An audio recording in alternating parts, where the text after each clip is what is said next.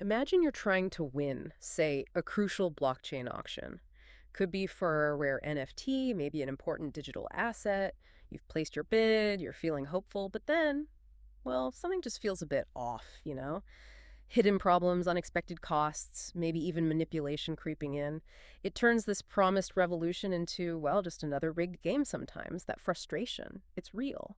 And it's exactly why today's deep dive is so important. We're going to unpack the complexities of blockchain-based sealed bid auctions. And we're zeroing in on a really fascinating new protocol called AucRand. That's right. In this deep dive, it's grounded in some solid research, a paper called Optimizing Liveness for Blockchain-Based Sealed Bid Auctions in Rational Settings. It Yeah. was actually presented just this year at the 6th workshop on Coordination of Decentralized Finance Codex in 2025. hmm That's a pretty well-regarded workshop linked to the main financial cryptography conference. The research itself comes from the Institute of Science Tokyo Lab, and it had key contributions from New Uzbekistan University and also Input-Output Global, IOG. Okay, so our mission today is to cut through the jargon, really. We want to show you how Auckland isn't just, another protocol trying to fix things. It seems to be a genuinely different approach that could make online auctions fairer, much more private, and surprisingly, maybe even free of those pesky hidden costs. And it does this by, well, cleverly making self-interest work for the system, not against it. Hmm. So let's maybe start at the beginning. Auction markets, they've been around forever, right? Then blockchain comes along, promising transparency, fairness, cutting out that middleman, the trusted auctioneer. But as you often find, it's rarely quite that simple in practice, is it? You're absolutely right. While blockchain definitely gives us things like persistence, Yeah. the record stays there and liveness things eventually happen, just applying it directly to auctions. Yeah, It runs into a pretty big snag, something called maximal extractable value, or MEV. right, MEV.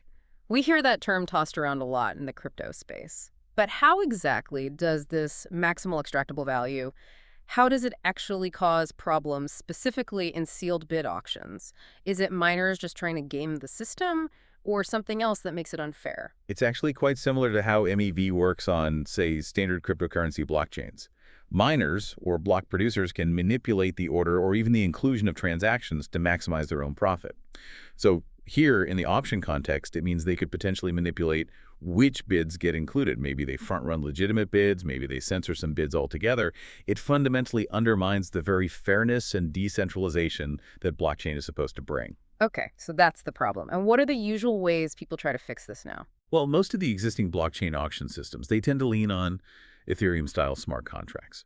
And while those offer security, sure, they often come with higher execution costs, transaction fees. That can be a real practical barrier for users. Some approaches even assume something called a trusted execution environment.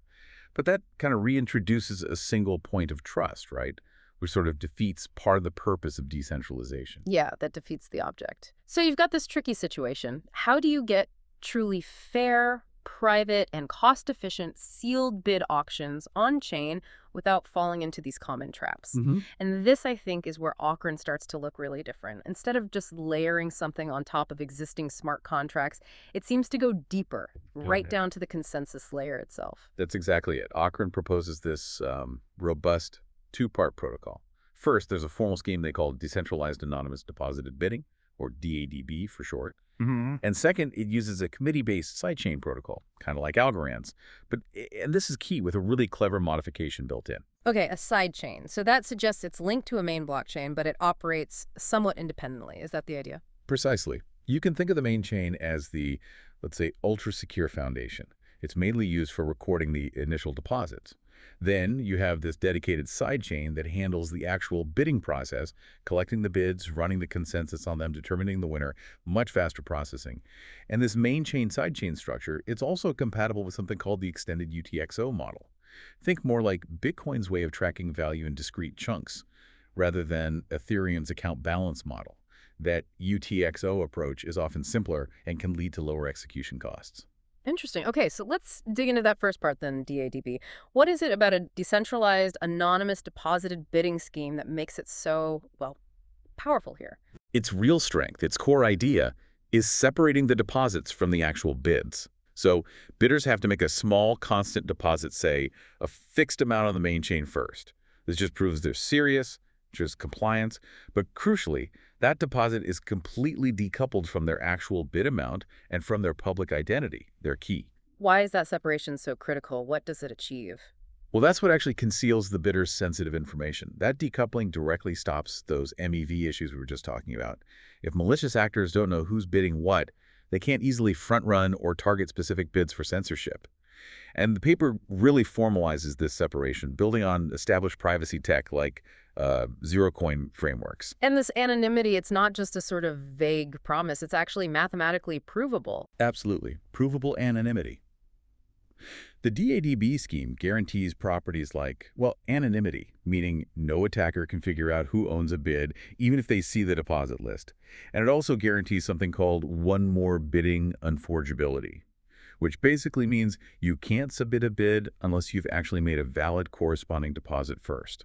No cheating the system.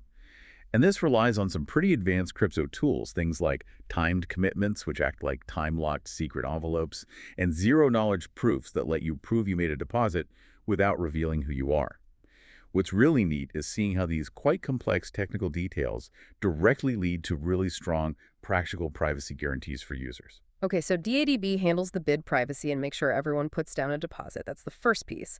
But then how do all these sealed bids, once submitted, actually get processed fairly and efficiently? That must be where the sidechain comes in more heavily. Exactly. The sidechain runs on an AucRand-style consensus protocol. These are known for being fast-achieving finality quickly and also quite resilient, even if some participants are malicious or offline. But AucRand adds this really novel twist, a block qualification mechanism right into the process of selecting the next block of bids. A block qualification mechanism. Okay, Mhm. how does that work in practice? What does it qualify? So in simple terms, imagine someone proposes a block containing a bunch of bids. For that block to even be considered eligible for selection by the consensus, it has to meet a certain quality standard. Specifically, it needs to contain a good chunk of bids, let's say, a certain percentage of the largest valid batch of bids that any honest participant has seen recently. And crucially, when an honest user is deciding if a proposed block meets this standard, they only count the bids that are present both in the proposed block and in their own local queue, their mempool of pending bids. This ensures that only blocks which have been widely shared and represent a broad consensus of available bids actually get considered. Right, so hang on. If I'm a rational actor, maybe a bit selfish, my first instinct might be to just propose a block with only my bids in it, right? To maximize my own chances. Does this mechanism actually stop me from doing that? Or is there still a way to game it? That's the really clever part. This mechanism effectively forces even selfish users to propagate bids widely. If you try to be selfish, maybe only include your own bids or deliberately withhold bids you've received from others, your proposed block likely won't meet that qualification threshold. Why? Because other honest participants won't see those withheld bids in their mempools, so they won't count them towards qualifying your block. Your block will look too small, too incomplete. This raises that fundamental question, though. Why would rational, self-interested users choose to include all the bids they see instead of just their own? Yeah, that's the classic puzzle in so many decentralized systems. How do you get self-interest to align with the overall health of the network? Exactly. And this is where the paper brings in game theory. It formally proves that AucRand's block qualification mechanism makes honest behavior specifically, including all valid bids you've received, the dominant strategy. It constitutes an equilibrium for rational users. Put simply, acting honestly and inclusively is actually in your own best interest if you want your block, containing your bids, to have the best chance of being accepted. Wow. Okay, so let me see if I've got this straight. Even without charging transaction fees as an explicit incentive, the protocol design itself pushes participants to act honestly because it's literally in their own self-interest for their own bids and blocks to be included and processed. So you get this feeless liveness, transactions get processed without extra cost just through the inherent incentives. That sounds amazing in theory, but, theory is one thing. How does it actually stack up in practice? I understand the researchers ran some simulations. They did. They ran an experiment focusing specifically on the sidechain protocol's performance under different conditions. They simulated a network with 10 users, generating about 5,000 deposit transactions over 100 rounds. Each user issued 5 bids per round. And they varied the percentage of users who were rational, meaning purely self-interested, from 0%, everyone perfectly honest, all the way up to 100%, everyone purely selfish. Now, the really critical part of this specific experiment is that they deliberately turned off AucRand's novel block qualification mechanism. Instead, they used a much simpler, more basic rule for selecting blocks just based on minimum hash values. Okay, so they tested the system without its special sauce, essentially. What did they find? The results were pretty dramatic, actually. When 100% of the users were honest, the 0% rational case, everything worked perfectly. The inclusion rate, or IR, was 1. The cumulative inclusion rate, CIR, was also 1. Basically, every single bid submitted in a round was included in a block in that same round. Smooth sailing. Okay, makes sense. But what happened when they introduced those rational, selfish users? Uh, well, as the fraction of rational users went up, the system's efficiency just plummeted. The inclusion rate, IR, actually went above 1. That sounds weird, but it means blocks started including bids from previous rounds that hadn't been processed yet. Backlogs were forming.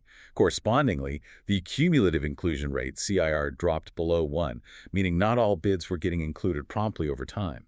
And the mempool size, that queue of unprocessed bids, just kept growing and growing. It showed bids were really struggling to get included in a timely manner. In the worst case, the R100% scenario, some bids were waiting for more than 10 rounds before finally getting picked up. Wow. So connecting that back, this simulation vividly shows the kind of performance breakdown you'd likely see without AucRand's clever block qualification rule.